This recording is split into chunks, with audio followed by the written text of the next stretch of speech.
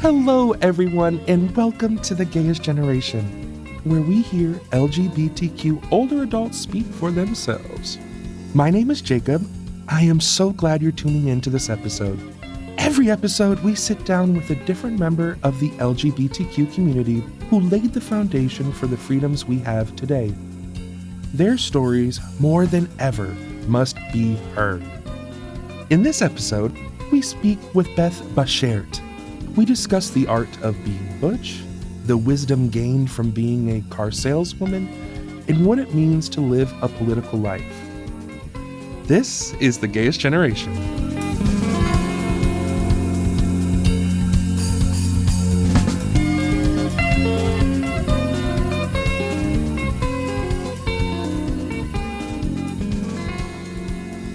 Hello, my name is Beth Bashert, and I am a butch lesbian. Wonderful. I'm so glad to be here with you today. We've talked on the phone, but this is our first time meeting in person, so I'm especially excited. It is a pleasure. Yeah. I've been looking forward to this. Me too. Now, when we were talking on the phone, you told me that you grew up in museums. Can you tell me what that means and what's that? My dad was a historical museum curator, and then he became a director. And when he got his first museum job, it was at the Detroit Historical Museum. And they gave him and his new wife and baby, me, an apartment in Fort Wayne, the fort in Detroit, in the barracks. So we lived in the fort, okay?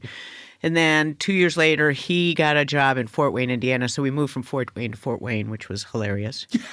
And then 2 years later, he was offered a position to open up a village of a religious sect called the Harmony Society.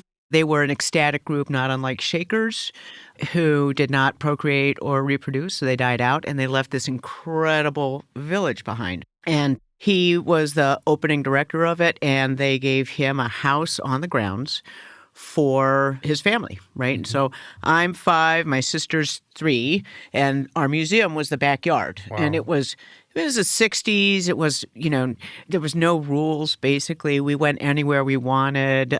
Doors were unlocked. I shadowed the guides. I irritated everybody.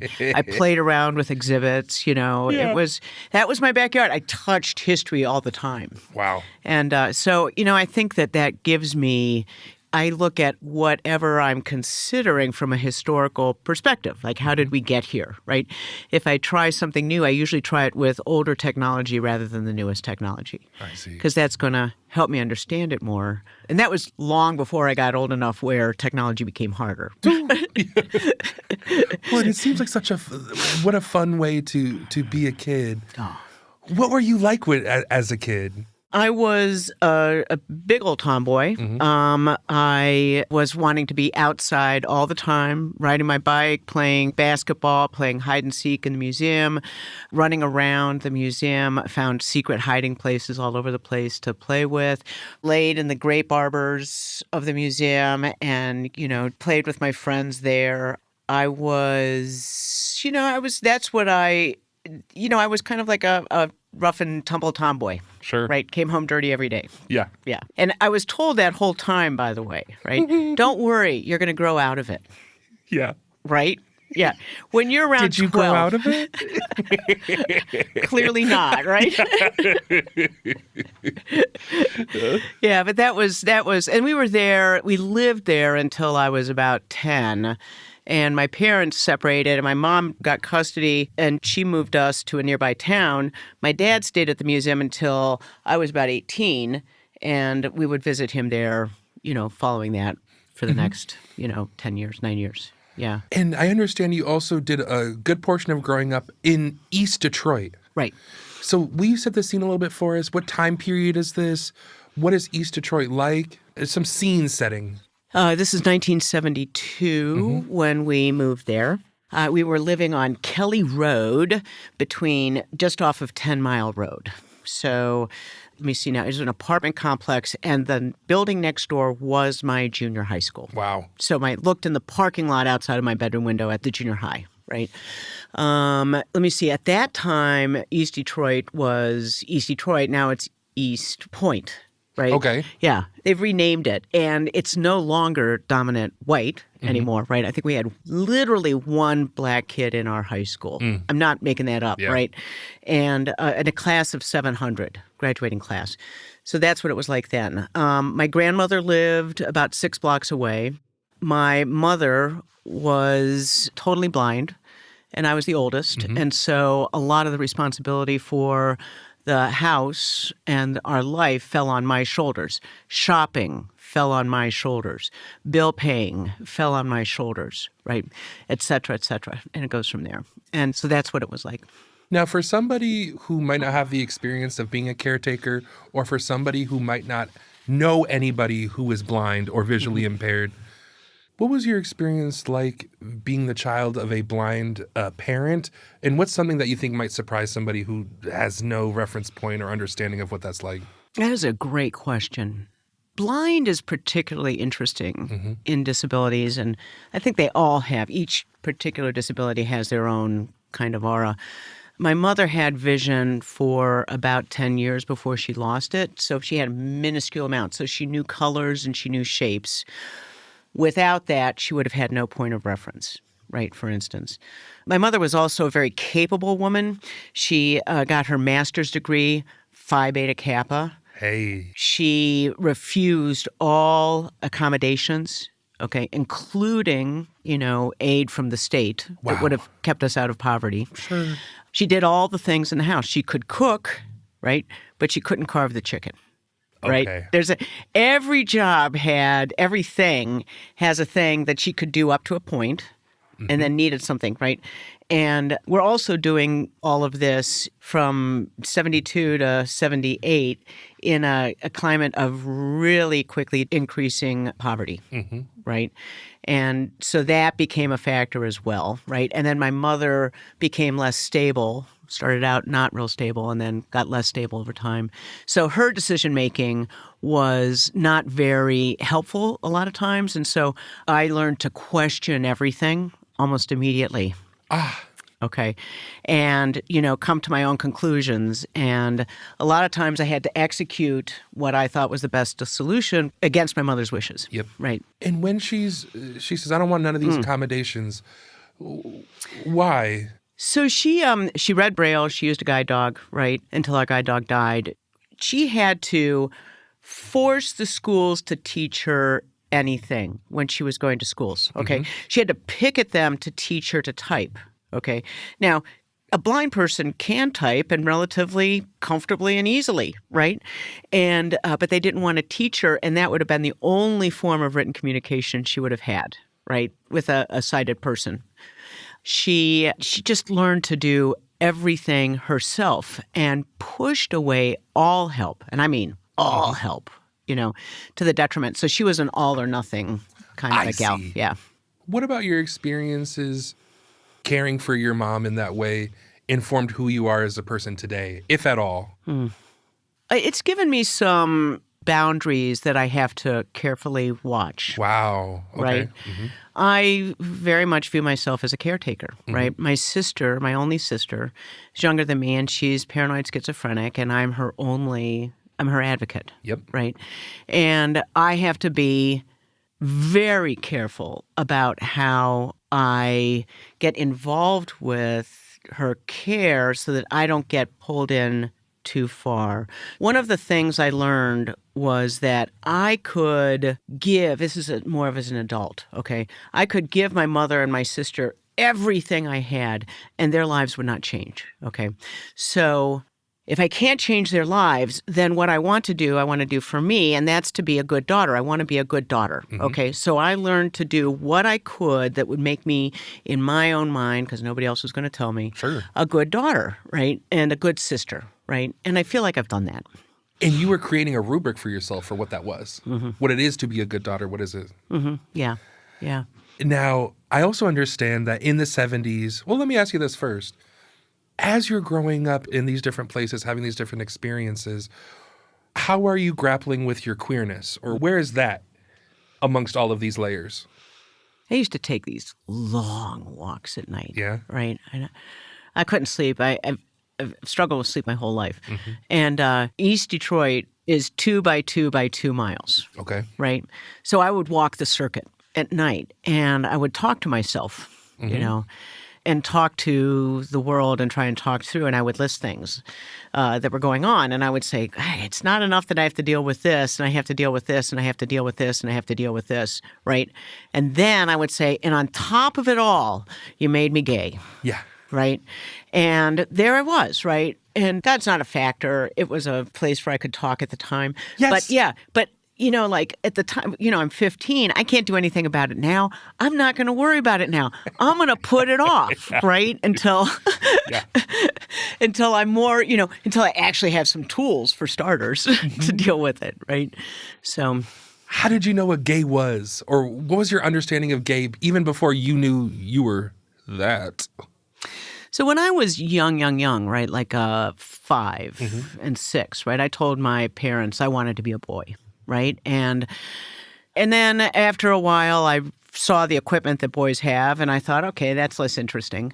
And so I dropped that, but I knew I didn't want to be a girl, right? And so I kind of went along like that. There, of course, at the time, there were 0 images in literature, 0 images anywhere, nothing in it. There's no yellow pages listing for gay or lesbian, right, or whatever. And it's just, there's nothing out there that you can find unless you're already in, which we'll get to later on. Yeah. So I did that, right? And then when we moved after the museum, for the town we lived there, Belleville, for a couple of years, there was a friend that I had named Leslie, and I wouldn't let her be my best friend. I was uncomfortable with her name because it was too much like lesbian. Okay. And it just made me uncomfortable. Yeah. Right. But at the same time, I also had my first crush on Tracy, right? Oh, geez. Oh my gosh, I was madly in love with her. And still, my heart just flips a little when I think of her image. She was a sweetie. And then in senior year, the summer of my senior year, before the senior started, I got my car that I got so that I could drive and do errands for my mother. Because until then, we had walked everywhere. If you think about it, nobody can drive in a blind household, right? So we got the car, and I instantly started courting Pat. Okay. And we would just drive around and talk, and she was in band and I was in band. And what did you guys play in band? She played clarinet and I played flute and French horn. And, eventually it got physical, and she was not a lesbian. She was very clear on that. And she married, and as far as I know, she's very happy still, right? So we were together until maybe my second year of college, second or third, yeah. So going steady, girlfriends, you're my girlfriend. Yeah. So I went to Western after high school. Okay. And I was put in a dorm that's no longer there that was overcrowded. They had misbooked it, right? So I'm in a dorm room with 2 other girls, women, and I did not fit in. I have a hard time fitting in now. In 1978, fitting in was really kind of a piece of work for me. So anyway, they reacted to me by reading my personal mail from my girlfriend. Oh, geez. And which was very intimate and a very big violation. And then they went to the RAs, and I was never told about it. I heard it through the grapevine that they had done this, right? But I was moved. I was moved to the furthest dorm in campus. And, it's okay. I was out of the hate and I made new friends, but, sure. I don't think it would be handled that way now. No. Right. It would be very different. But at the time, there was no advocacy, right? For a moment, I thought you were going to say that you were sent to the other side of the dorm where all the lesbians were. I'm like, that sounds really fun. But no, that was not the case. No, it took me a couple more years to find them. What is it like to be outed in that way? I have never had the privilege of being like anybody else in the room, okay? I had a blind mother, and let me tell you, nothing attracts, especially then, right, when people didn't have any discretion about this, just a lot of stares and a lot of looks, right, and a lot of attention and a lot of otherness, right? So I already had that from, I can't I'm visually... Sure. a lesbian, right? I'm Yep. visually butch, right? So there's no hiding. So I've just kind of gone with it, right? And there's nothing else I could do. There's something kind of wonderful about that. And of course, there's a whole other side to it, but a lot of people struggle with being themselves. And when we're queer people, we're already out there. So all we got to do is there's no other option. And that is not a universal experience, but I find a kernel of something wonderful in that. Yeah. When my band directors used to all tell us all the same thing. If you're going to make a mistake, make it loud. Yeah. Hey. Okay. Easier to catch and correct, right? And so, like, okay, I'm going to do what I do loud, make it work, and, find out later on if it was the right thing or not. Now, my family and friends very notoriously like to make fun of me because I have no coming out story. Do you have a coming out story to your friends and family, or because of you being visibly queer, maybe it looked different, or talk to me about that? I mean, like everything in my life, they're all kind of different, Yes. right? So my sister was at some point committed to a mental institution, and I would visit her. And one day she tells me there's a woman in there that's a lesbian, that's gay, right? And I don't like her, and she's, blah, blah, blah. And I said, well, if she's in there for being gay, I could be in there for being gay, right? And so she went back after I took her out to lunch, and she called my mom and told my mom, right? And my mom isn't stable. And by the way, she's also not nice. She was also a very mean person while all of this was going on, right? So my mother started calling me up and saying, Beth, are you being a good person? Oh. Okay. And I would say, well, let me see. I'm paying my bills. My friends respect me. I have a good job, and I'm taking care of my responsibilities. So near as I can tell, I'm a good person. Yeah, my answer is yes. Yeah. And then she would say, but are you being a good person? That's how the conversations would go. I see. So my dad is the parent I felt closest to, even if he was long distance. And when I would visit him, we would take long walks. And I told him on one of our walks. And his response was, well, I hope you're going to be okay. And I hope that you don't get hurt for it, and but after that, him and his wife were very welcoming. Hey. Yeah, so that was good. And, my sister and I love each other. Yeah. She respects me, even if she doesn't quite understand me, right? Sure. Right? But we love each other, and that's all that matters, right? It's amazing that there can be love and respect. So, but the other thing is that at some point, one of my first cousins was getting married, and we got an invitation to the mail. It's from my mother's sister's child. And the invitation arrived, and it said for +1. So I said, sure, we're going to go, right? Well, one afternoon before the wedding, I was napping on the couch, and I got a call from my aunt. And she said, Beth, I'm sorry, but Lisa can't come to the wedding. Her husband won't allow it. And I said, I'm sorry. If that's the case, I can't go either. And that rang true through the rest of my cousins' weddings and my grandmother's 90th and 100th birthday and things like that, right? And I will tell you that I do not do extended family well. Sure. I never got those skills, and I just suck at it. I'm erratic. I don't do follow-up, and, I was going to say, what are those skills? Yeah, I don't know what they are. Yeah. Because I don't have them. But my aunt and that family and I have since healed some of those wounds, right? And I've gone to more family events, but I still am not comfortable. I never learned all that stuff, Sure. right? So that's, the difficult thing. My father's family was never really a problem. They just kind of accepted me out of the gate. Did you find queer community at your time at Western? No, I did not. And then I transferred to Wayne after 1 year. Okay. And lived with my girlfriend's sister and her husband for a while, and then got my own apartment on Wayne State campus. And after a while, Pat said, Beth, I'm done. I'm ready. Gonna go start dating men. Your girlfriend from high school? Yeah. And she went off, and I said, okay, well, now I got to figure out what I'm going to do. Yep. And so I was on Wayne State campus. You'd think it'd be easy, right? Well, I found a poster for the Gay Liberation Alliance, GLA, right? Okay. We only read about this group now, right? So I went to, it was in the Student Union, and I went to the union, went to the second floor, and I peeked in, right? And it was all men, right? Because that was the 70s, maybe 1980, right? And so that was that, and I didn't bother to go. And then there was a lesbian feminist bookstore in Detroit at the time, and they held an event that was for lesbians to talk about their relationships with their mothers, right? So there was the word lesbian, right? But I'm not the least bit interested in talking about my mother. The first part, yeah. So that wasn't a go. And then so somewhere along the way, and this is a really silly story, and I say this in the full, tell you the next part, in the full knowledge that's blatantly silly. Dear Abby or Anne, whichever one was pro-gay, listed churches in one of her columns one day that said they have different outreaches to different communities, and they listed Metropolitan Community Church that is just for, the queer community. Amazing. Right?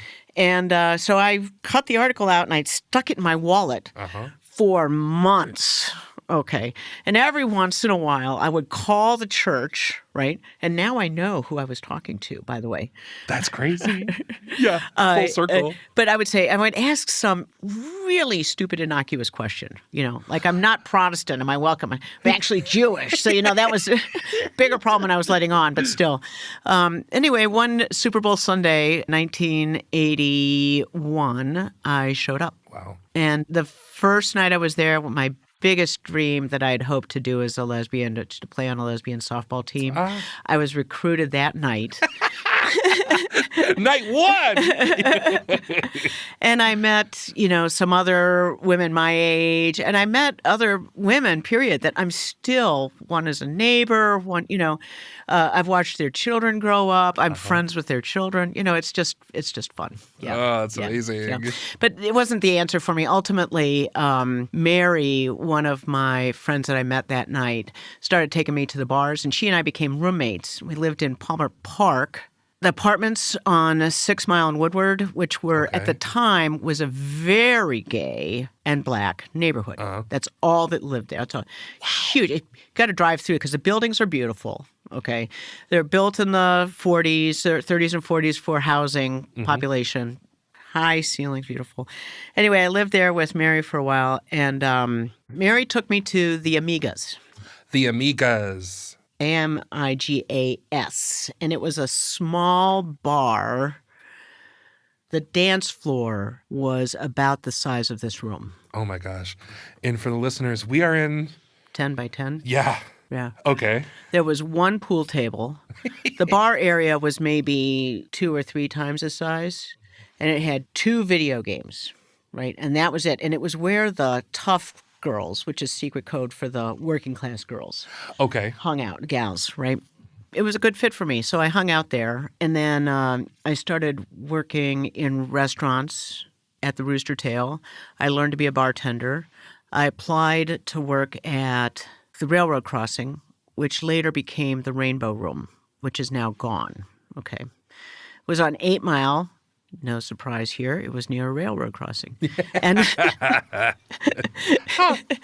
and that was a big bar. That could hold like 300 people or so, Jeez. And we had 3 bartenders at any given night. And one was like the drink walk-up bar. And then the other one was where people could sit down. And I usually ran the part that people could sit down and take drink orders and, that kind of stuff. And that's the picture book that I brought for you was from that time. Now, this will be a good time. And it's funny to try to describe pictures for people on a podcast, but I will attempt to describe what I'm looking at. And it appears to be some sort of, the sign tells me exactly what it was. It is an employee's Xmas extravaganza. That is correct. Now, I'm looking at, this person appears to be a drag king. Or maybe just a performer of sorts in an 80s inspired number. I guess it wasn't inspired. I guess it was an 80s number. Right? I'm looking at a woman in a 80s power suit doing a little performance. Oh my God, she was hilarious. I am seeing somebody in a little bit of a mustache giving us a facial hair illusion. I see some folks dressed as the Blues Brothers. That's right. What is going on here? Tell me about this. So that was me and another bartender as the Blues Brothers. And at the time, I could do the dance. Even with my new knee, I don't think I could do the dance anymore. That was really fun. It was expected. It was part of the shtick at the time. You know, I don't know if they're still doing it, but staff at bars was, it was like a shticky little show that we would do. Nobody pretended that we had talent, but we had a lot of fun. I would do Billy Joel songs typically. Okay. Bind and cross dress as Billy Joel. And then I did Hall & Oates with one of the other bartenders there. I think I see. Wait. I don't know if you can see the village people in there. The village people are in here. And so, we just had fun. It was just a lot of fun. Now, something I always complain about is that we don't have queer spaces like this, at least like brick and mortar, you know what I mean? Mm-hmm. I understand that in the 80s, there was different spaces throughout Detroit for even different kinds of lesbians. You said there was the bar where the working class gals would go. And tell me about the other bars and kind of let's shine some light on those places. The railroad crossing was considered the young bar. And there were some fairly off-color names that they used to call it. I'm not going to share them. We can imagine, or we can, okay. Then there was the Underground, which was at 8 Mile and Greenfield. It was in the basement of a small office building. And that one was a nice bar. It was also very small. It had just 2 rows of tables and a dance floor and a bar, right? And the older women would go there because it was nice and quiet. And music was older music, and it was kind of comfortable. And that was fun. And then another bar was called 5 West, which was its address. It was really name was Ladies Love, but it was 5 West 7 Mile, right off of Woodward. And okay, is that still around? I don't even know if the building's there anymore. So those, we would often, when I wasn't working behind the bar, right, we would go and we would, do the rounds. We'd stop at one place and hang out and see we just wanted to see who was where, right? Who was Zooming who, what songs were being played, we just wanted gossip to play. Yeah. What a dream. It was a lot of fun. Yeah.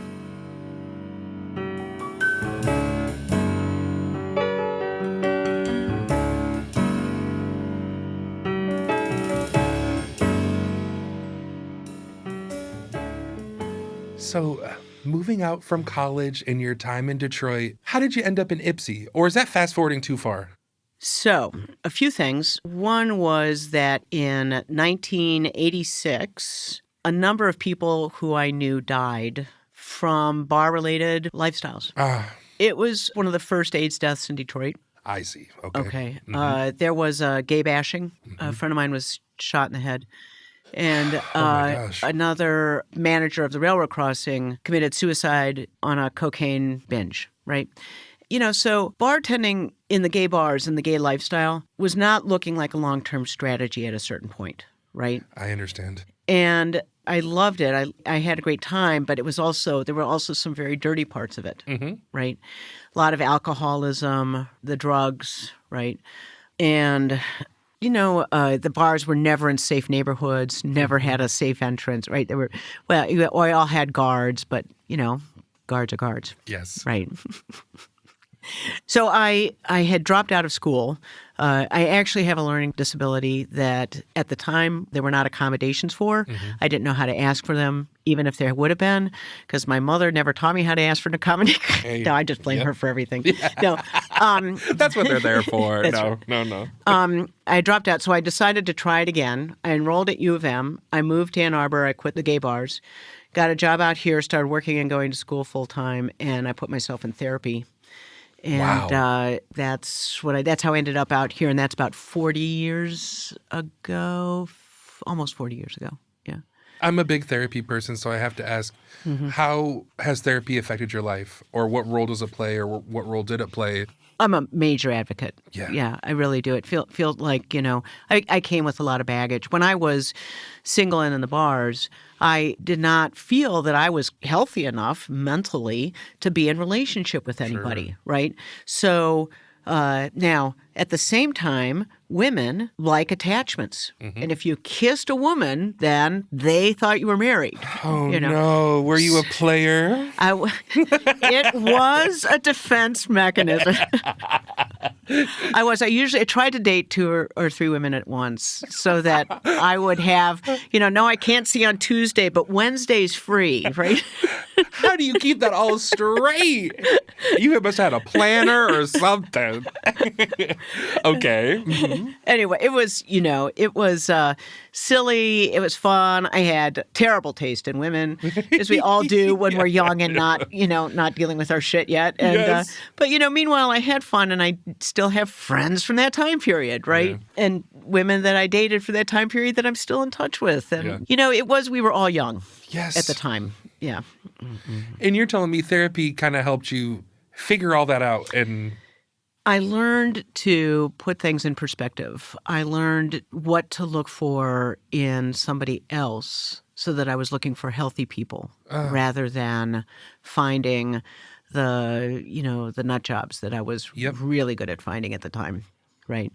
And so those are the kinds of things I learned initially, and I've gone deeper in it. Right. Like, so here's another one. Roger committed suicide the day after Halloween. He disappeared on Halloween, right? This is the bar manager. Bar manager. Yeah. And since then, I've lost 6 other people to suicide. So that's a lot. Yes. Right.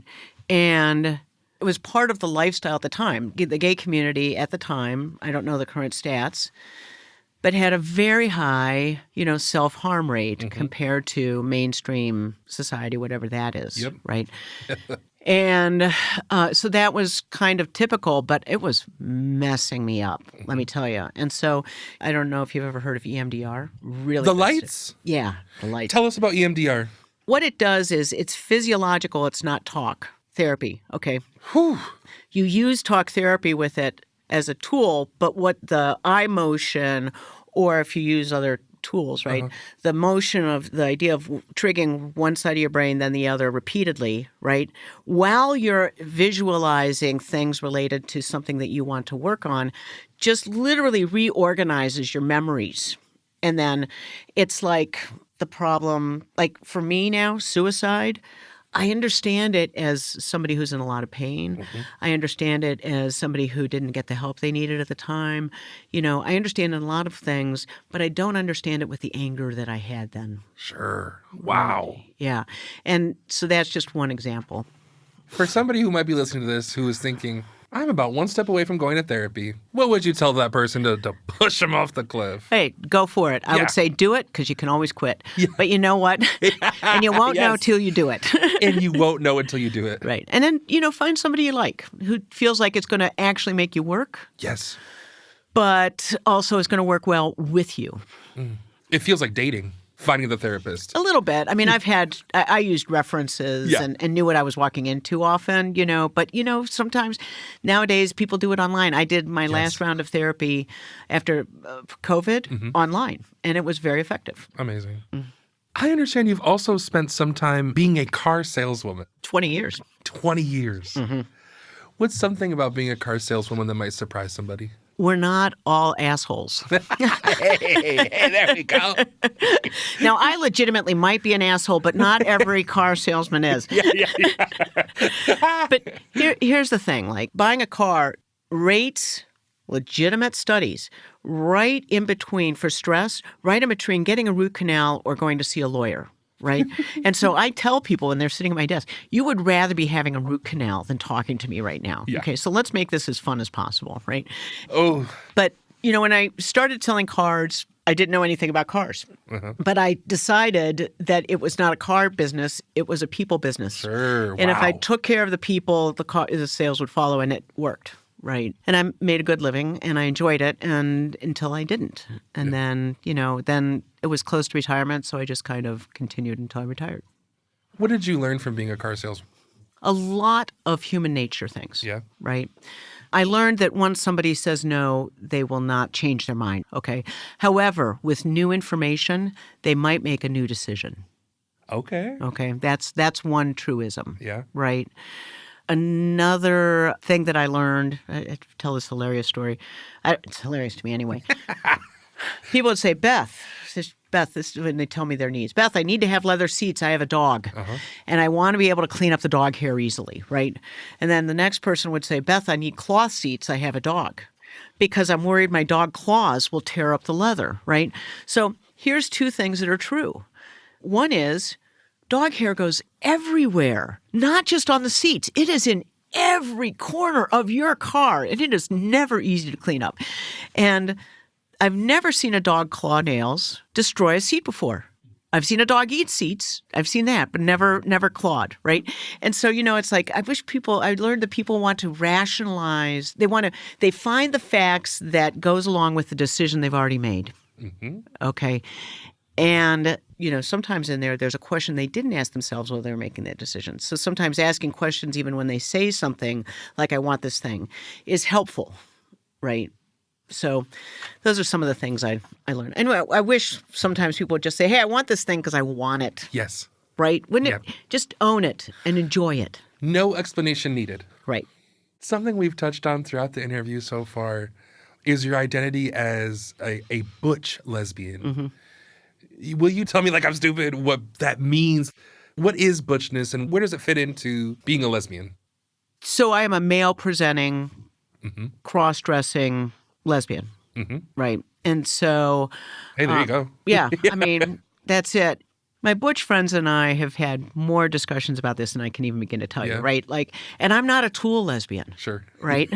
You're not picking up saws and hammers. No, I make jokes. I look like I'm handy, but I'm not. Don't fall for it. And, so some would say, the one that wields the tools, the one that's on top in bed, the one that, blah, blah, blah, right? It's more like, I feel like butchness is we're kind of outwardly focused. Okay. Towards the comfort and happiness of others, which makes our partners incredibly happy. I mean, we're really good at that, right? Yes. Taking care of business. Right. So it's more about that than actual mechanics, right? Personally, I'm a snob about presentation. I think, if you're going to be a butch, look like a butch, right? Sure. But, that's neither here nor there, really. It's really a dynamic. It's very important to have masculine women on the gender spectrum, right? And I feel like, the trans movement, right, is kind of taking that and extending it further all the way around in a way, right? I don't know if I would have been trans had I been born now, okay? I tend to think not, okay? But I might have been, right? Sure. I've certainly looked down at my breasts a number of times and said, what the fuck are they there for? Excuse my language. And mostly I'll say it's to make my girlfriends happy, right? And there's a set of language that we have now that perhaps was not there then. Yeah. So when you overlay that language on top, you're like, well, okay, if these words mean this, maybe I was that. So in the 80s, by the way, butch was not cool. Okay, that was the time of androgyny. Okay. Right? Yeah. Androgynous was in. And so that was not a comfortable time for me then. Sure. Right? And now, being butch in a time of trans, it has its own little perspective, right? Yeah, another little pocket in the... Yeah. In our alphabet. Right. Lisa, my wife, is one of the things that really helped me relax around her a lot was that she really celebrated our butch femme dynamic. Nice. And leaned into it along with me. I would imagine, and please tell me where I'm wrong, that empowered you to be you and her to be her. Absolutely. Yeah. And that's love. We created the space for us to celebrate both ourselves and the dynamic in each other, right? And how we work together. Well, it's a beautiful thing. Yeah, it really is. It's a lovely dynamic. I would like to backtrack just a little bit here. You had mentioned in the bar scene during 1986 was one of the first recorded cases of AIDS. What was it like being there for that? What was your understanding of what AIDS was at that time? And how did the lesbian community react to AIDS, especially AIDS in Detroit? Great questions. I mean, it was an air of fear all the time, right? And lesbians didn't know we were safe. We thought we might be. Yeah. We thought we might be, but we didn't know, right? And we all knew men who were at great risk, right? If not already dying. And there was no cure. There was no pill. There was nothing at the time. You got AIDS, you got sick, and you died, and it was a matter of months, right? The lesbian community was right in there. And, I don't know what you've read about lesbians very much involved in the AIDS movement and trying to help get treatment, trying to get the president of the United States to actually say the word. Doesn't to even say it. Right, which he never did. Yeah. So it was a very fearful time. When Bob died, he was pretty well off. He'd owned a bar in town, right? And so he had money to do a good funeral, but no funeral home would touch him. It took them a week to find a funeral home that would even take him in outside of a body bag. Oh, my gosh. And then they put him in the smallest room that they could find, right, to make it. And, of course, the building was exploding with gay people, right? Because we were gay then. We weren't queer yet. Yes. Okay. Yes. So, but we just didn't know. We didn't know enough then, and we were all very, very afraid. The news was just very terrifying. And there were 2 newspapers for the bar scene at the time. And so we were reading about it a lot, Like LGBTQ newspapers or newsletters that circulated throughout the bar scene was what you're telling me. Okay. Oh, that's cool. All of what we've talked about leads up to your life in politics. Can you tell me about how you became a political person? What does that even mean? Well, we can make a lot of jokes about how I chose both politics and car sales, both of which have a respect issue in the world. But Lisa and I were living in Ipsy with our teen daughter, and there was an act of discrimination. Lisa being your wife. Yes. Which we will talk more about you meeting each other, but info to come, as you're saying. And our daughter, Sean, lived with our dogs in Ipsy. And one day we get this notice that there was an act of discrimination in the city where a student group had taken a raffle ticket for a Halt the Hate rally to a local print shop. What's Halt the Hate? It was what they called their rally. They were having some kind of event. Okay. It was 1997 when this happened. Okay. So it was standard printing, and the people who owned the print shop took the job, looked at it the next day, and called the group and said, "I'm sorry, we're not going to print your job. Okay, we won't print anything for you people." And so, to their credit, the students went and got the ticket, and then went down to City Hall to see what our non-discrimination ordinance said. And it turns out we didn't have one. Okay, let alone an inclusive one. So then that followed. First, we formed a community organization just to gather as a community. And at the first meeting, 50 people showed up. And just to put this in context, Ypsilanti is also 2x2. Yeah. And at the time, it had 23,000 people, so 50 people showing up right out of the blue with just flyers, right? There was no internet, right? We read things. We talked to neighbors. That's how we got the news. And so we got together and we divided into 2 groups. One was going to work on community and one was going to work on politics because we thought it would go there, campaigning. And I went to the campaigning committee. And in the next few months, we went through horrific hearings, just horrific hearings, where the city council said, okay, we need a non-discrimination. We don't have a non-discrimination. Let's send this to the Human Relations Commission, right? So the Human Relations Commission at the time was not very progressive, let's put it that way, okay?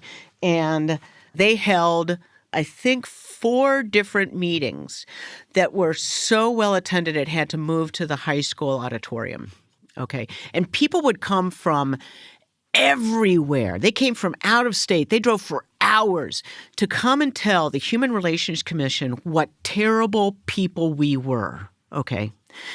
And then we would sit there and we would stand up and then we would go up to the front and we would say, we are your neighbors. We are just trying to live our life. And that, every single thing felt dirty. It felt dirty to have to say we're regular people. Yes.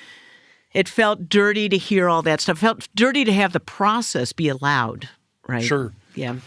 What sorts of things were these people saying? When you say dirty, you mean they were saying that queer people are inherently bad, or there was every myth that you could possibly classics. The classics were were harming children, were raping, sexual deviance. Yeah, exactly. We're attacking women in the bathrooms. We didn't need to have transgender people to have that be around. By the way, yeah. Oh, men do it all the time. They don't need no help. Yeah, I get confronted in the bathroom weekly. Right? Okay, I would like to be a fly on the wall during that. Half the time I flash them. Yeah, you're like, hey, boo.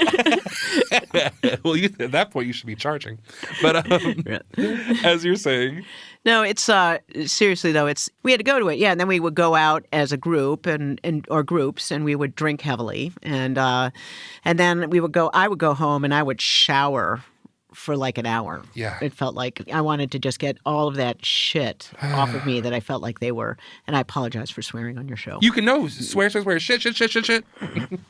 Yeah. Thank you. Shit. Fuck. So the Human Relations Commission actually sent a recommendation to City Council that we did not need a non-discrimination ordinance, which is so not the mission of a Human Relations Commission. I can't even conceive of how this is how much they hated gays. Yes. Okay. So to their credit, the city council said, no, we want one, and we're going to form a committee to write one. And they did. And they did write one. And meanwhile, the testimony continued at city council, which we had to now move to bigger rooms over and over and over again. But I'll tell you something. That ordinance, when it passed unanimously. City Council. And that included the representatives from neighborhoods on the South Side that are the poorer and blacker neighborhoods. And those neighborhoods were not very gay friendly at the time, right? It was a harder thing for them. They took a bigger risk to do it, and they did it. They did the right thing, And for that, I am eternally grateful to that City Council and mayor, right? In fact, I'm having one of them for dinner on Saturday. Oh, my gosh. Too cool. So the day after that ordinance was passed, the opposition, called the anti-gay group, started circulating petitions to put a referendum on the ballot to take them away. Okay. And they just passed 2 petitions. We got rid of one in the courts. Doug Shapiro was now a judge. At the time, he was a lawyer in town, and he helped us in that campaign. And then we started building a campaign on the other. And at the time, voter lists were not computerized. Aha.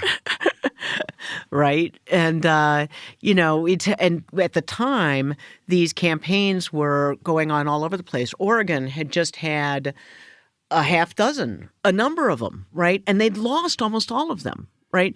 And Maine had just had a statewide one, and they had lost, by a fraction. Lansing had one, and they had lost, right? So we're seeing all this, and we're like, we don't have friendly demographics in Ipsy, right? And so we just ran a kick-ass campaign. We got consulting, NGLTF sent us Doug Shapiro, who was training, and he still is training campaigners all over the country, to help us build a team and trained us on how to do, run a voter ID campaign, which is what we did.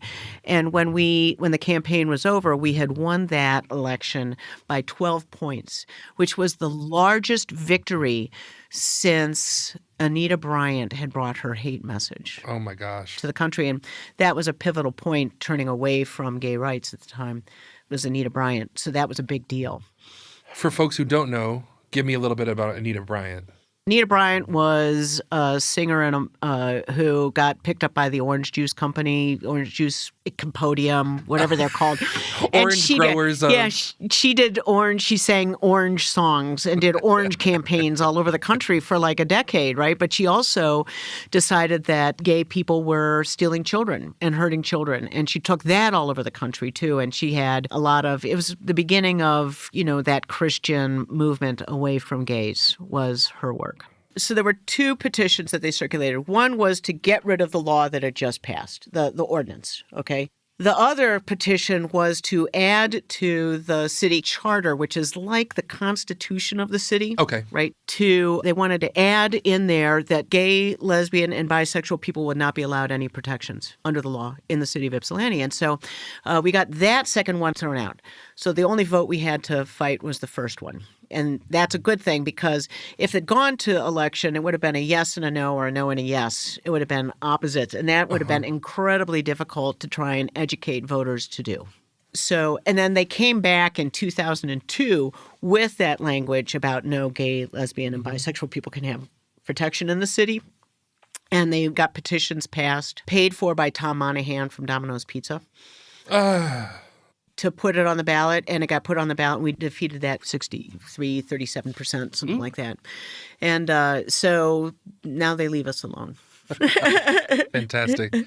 And thank you for doing that.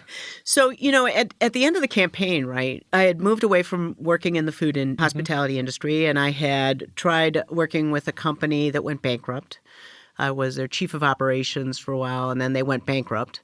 So I was unemployed when the first campaign ran, and I did the whole thing on unemployment, right? And I cannot tell you how empowering it is to make history.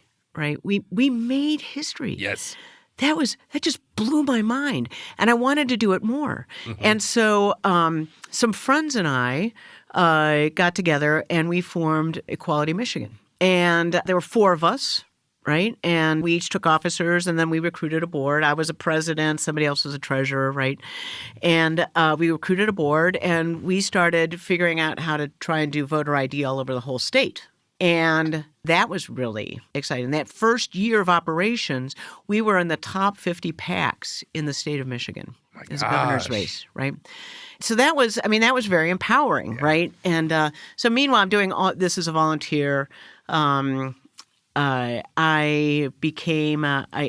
ran a campaign for trying to pass, the green belt now around Ann Arbor?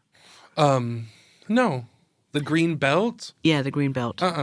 So it was a campaign, an environmental campaign to buy the property development rights from property around the city. Okay. To keep it from being developed. So the person who owns the property will get the property development money, but they won't have to lose the land. Right. Aha. But also they can't develop the property ever again.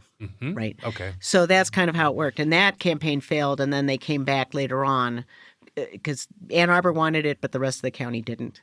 Came back later on, just gave the vote to Ann Arbor, gave it a different name and used slightly different tools, and that one passed.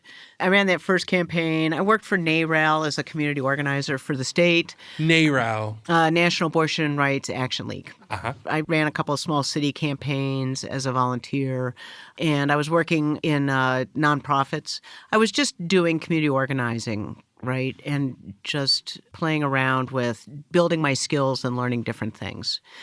No, something that interests me, with all the things going on in the world today that are wrong or bad or that need to be changed, something bad happens in the community or in government, and then you organized with others. There's a lot in between hearing something terrible is happening in the community or politically and deciding to do something about it. I think a lot of folks, myself included, I get all this news and I go, now what the hell do I do?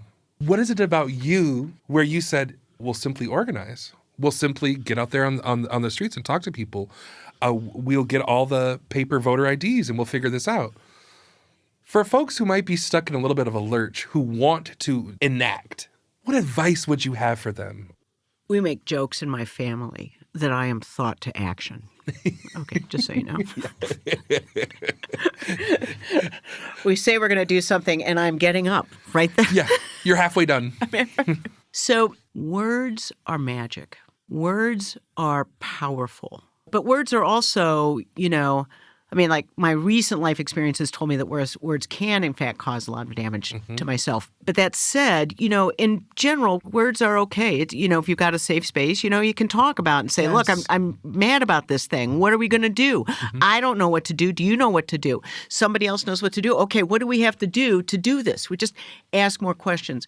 So with Eastern Michigan has this oral history project that they did about that campaign. Yes. And when they interviewed me, right, they asked me a question that I actually hadn't really thought about, which was, what did you contribute to the campaign, right? And Paul was an incredible graphic designer and writer, right? And, we had some great message people. We had people that worked with the churches, God love them, because that was not fun or very rewarding, quite frankly, right? And we had, fundraiser type folks. It was an incredible team of people, right?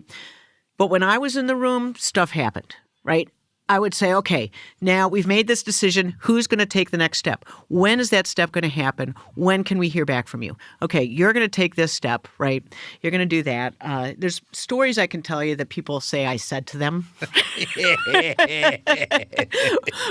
One woman said, she didn't want to go to do door knocking in a particular neighborhood. And she says I told her to put on her big girl pants and get out there.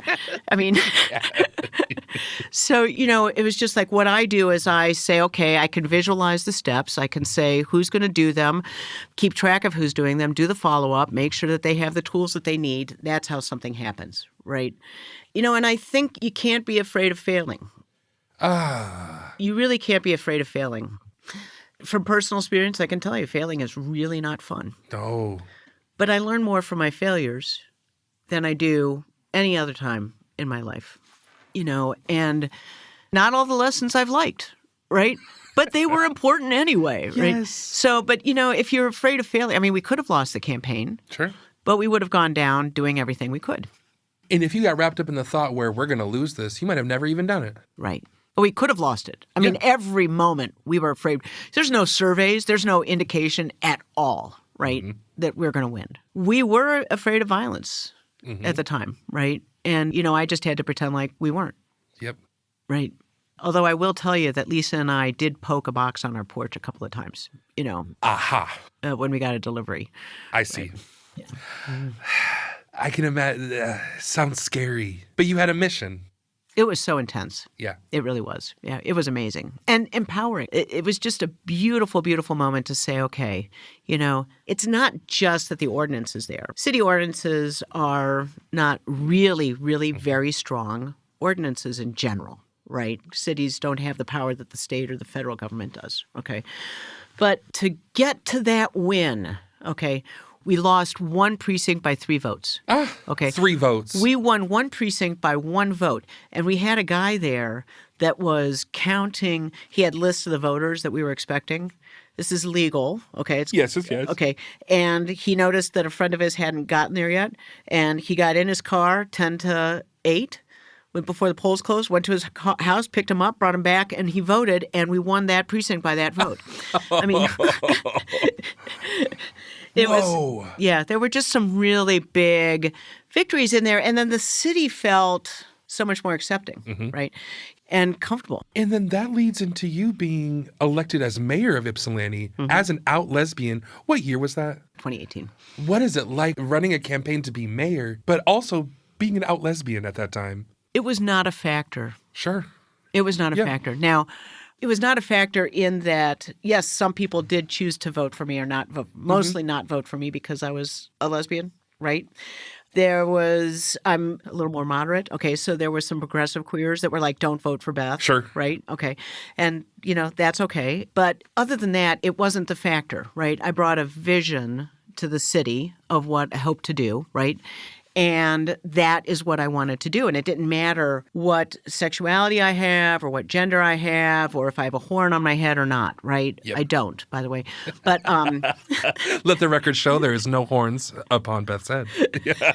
So it was more, when I went to prides, right, I would always introduce myself at the top of my voice as your out butch lesbian mayor of the city of Ypsilanti, right? And, I lived in a time when, when I came out in late 70s, early 80s, this wasn't a thing. No. There were no out elected officials. Oh, my gosh. There was, nothing, outside of San Francisco. There was no network like we had right now. Now we may not have gay bars, but we have gay everything else. Sure do. Right? Yeah. For those, and I have one foot in this camp, for those of us who might be disillusioned by politics, what advice would you have for somebody who's in that kind of boat? It's tricky right now. And I'm hesitant because it's really not safe. And people they don't just disagree anymore, right? And yet, despite that, we need people to step up.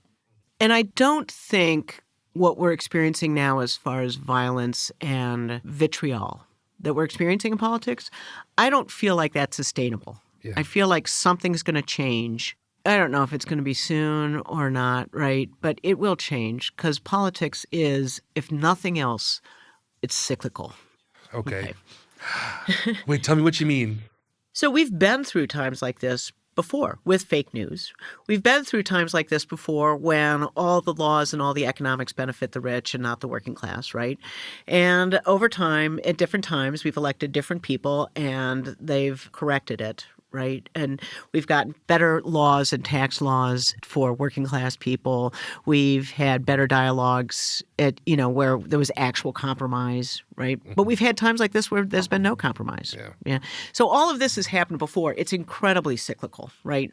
And it's also cyclical in the way that terms kind of reverse themselves sometimes. What's conservative and liberal is not always the same thing. What we're using the word conservative for right now has nothing to do with conservative. For starters, it's reactionary, definitely, but that is not the same thing as conservative. And so we don't even have our language right for this. So I do think it's going to change. I think that I want people to take the risk to step forward, right, and do it and run for office because we need people who care about our community and our country, right, who want our country and our community to be healthy, all of our communities. Yes. Right. And so we need those people.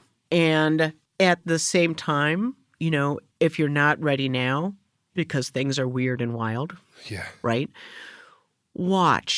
Find entry-level places, commissions, advisory councils, things like this that are second tier but still help a community run itself, right? And so that your voice is involved and you're also learning how your whatever group, your city, municipality, state, whatever, right?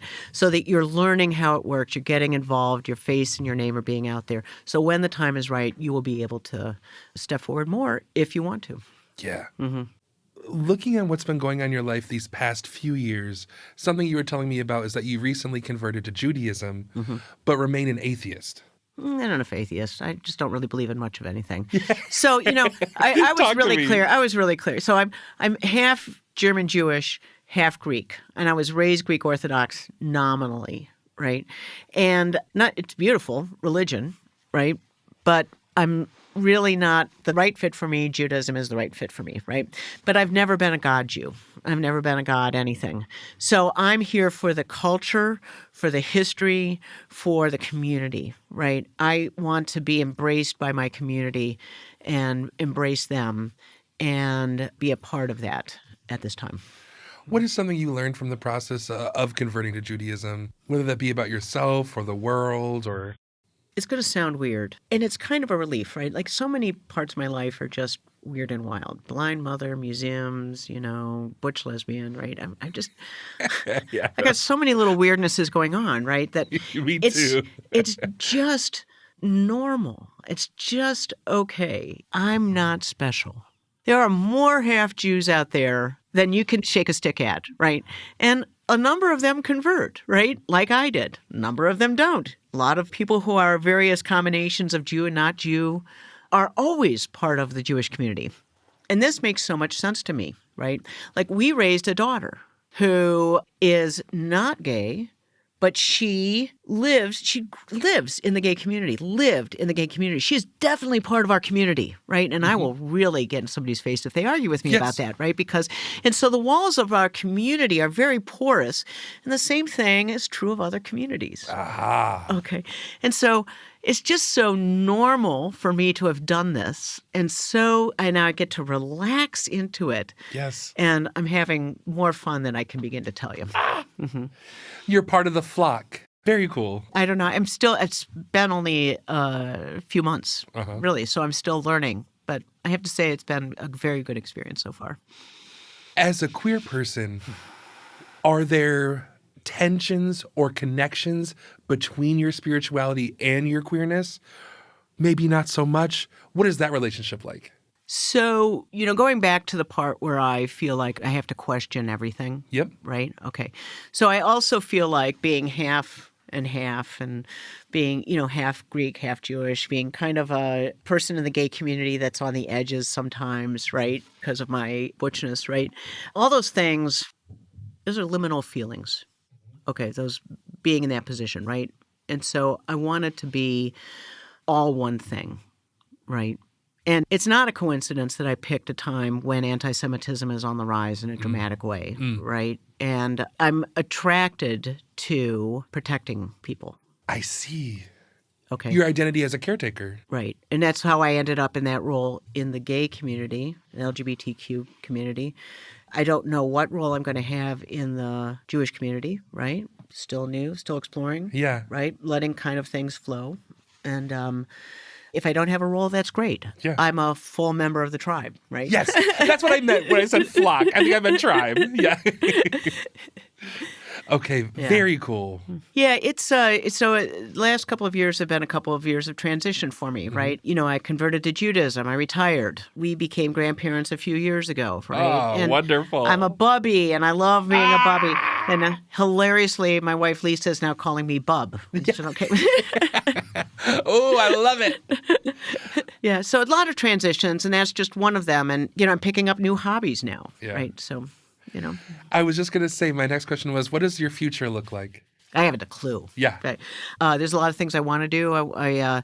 Lisa and I have enough set aside for a modest retirement, but we can still retire. And so I want to do some traveling, right? Obviously, I'm a history buff, so is Lisa. I'm starting to explore foraging. I love being in nature. Oh, too cool. Right? And I've already been doing it my whole life, you know.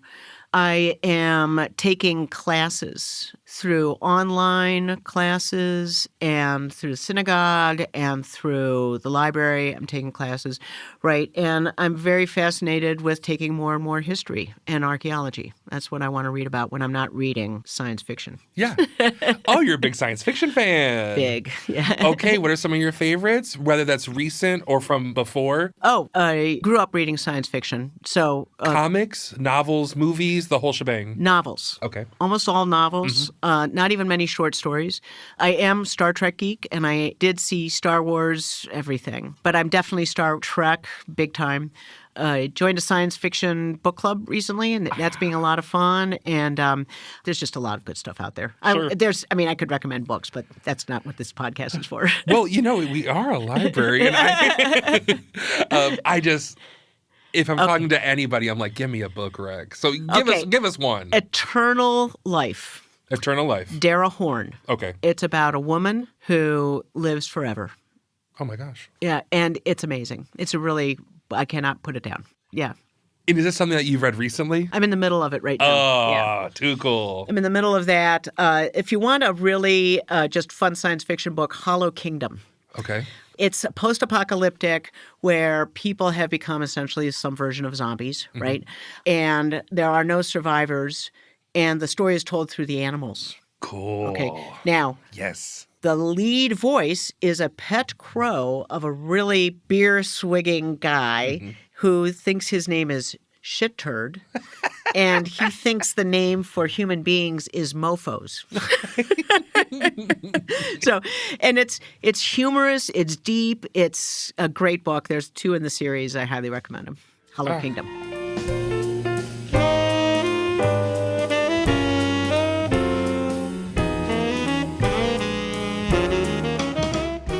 Did you have a gay icon growing up?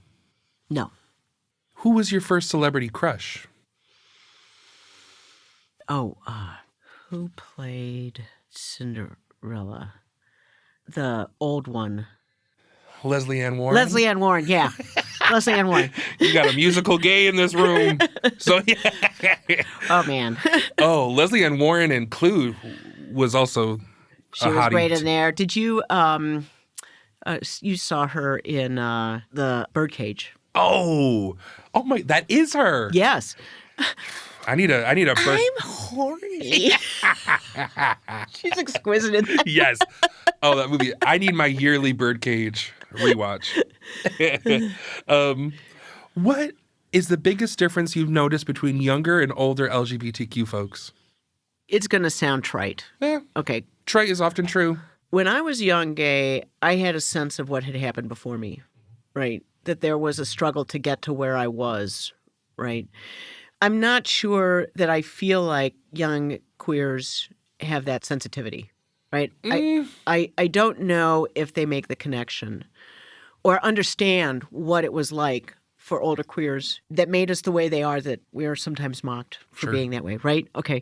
So, I'm in a mentorship program, and my young gal, young adult, she's great. But she didn't know that we didn't have any images to look at, any positive images in media, She didn't know, anything about the bars, right, in the bar scene. And she didn't know about some of the violence that we experienced. I mean, I have more stories about violence than you have time for on the podcast. Yes. Right. And I'm sharing that with her. That's what the mentorship program is about, right? And it's part of what we're doing, and it's helpful. But I'm always kind of like, we were talking in the living room one time with a friend of ours who's our daughter's age. Okay, so she was in her 30s then. And I was saying that one of my early girlfriends lost custody of her children. And this friend said, "Oh, why? Well, how did that happen?" And I said, "Well, she was a lesbian. I mean, it's all it took, right? So without knowing that, I don't think it's possible to appreciate what we have now. What we have now is amazing and very ephemeral, if you ask me. Very ephemeral. It could disappear in a minute, and especially under the current, regime. Yes, indeed.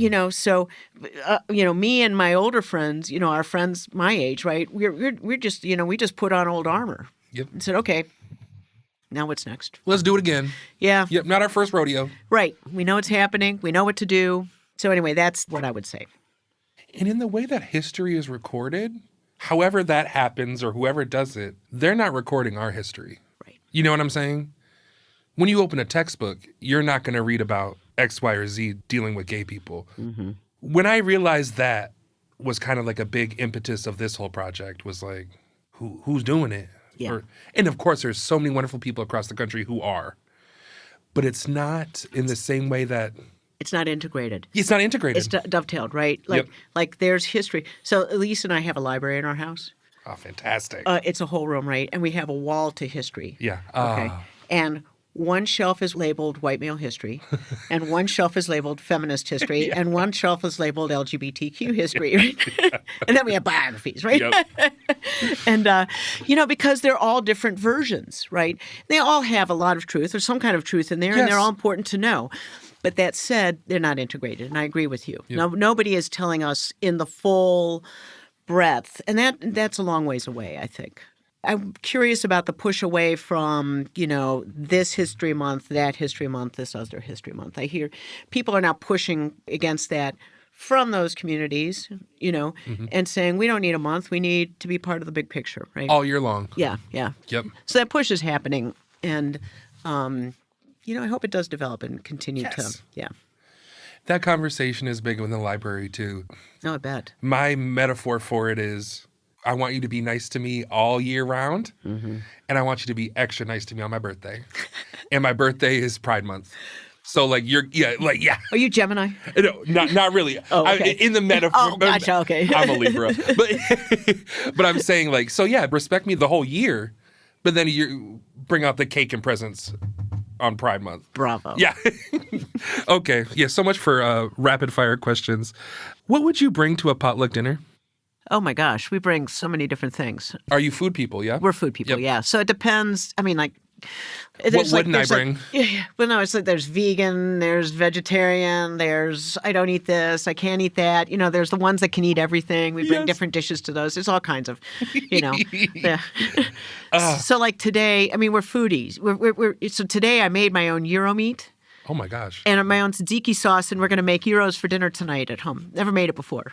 Is it the thin on the parchment paper that you then kind of roll off?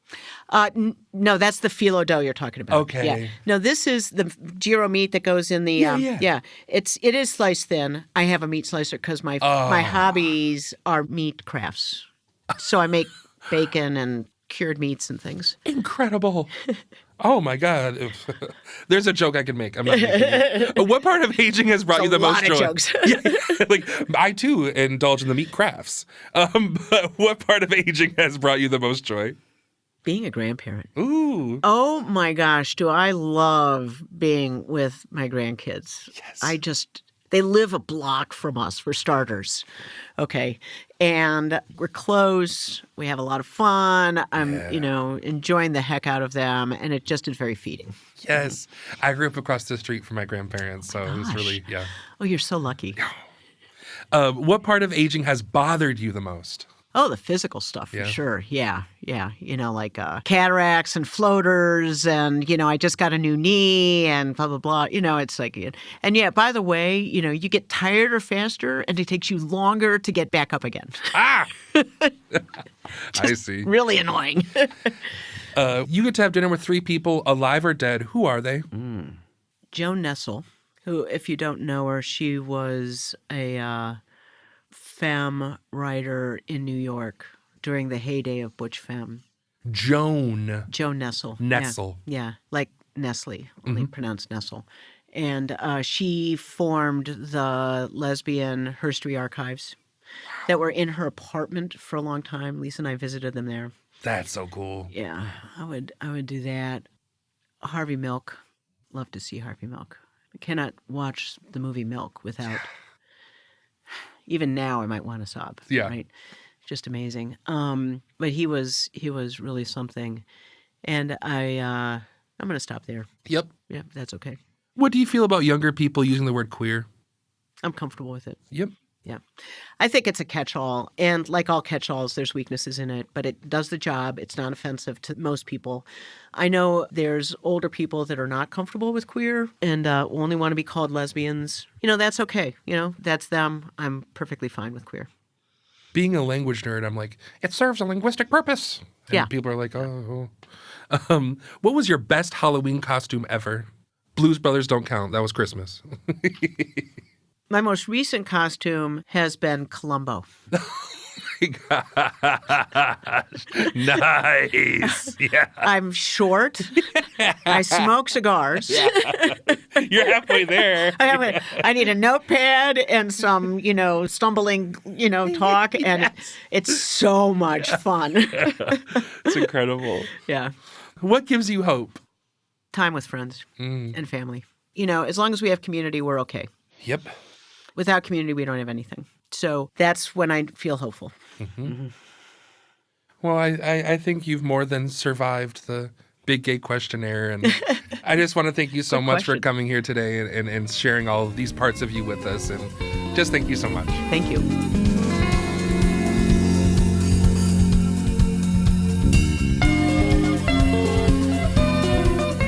Thank you so much for listening to The Gayest Generation.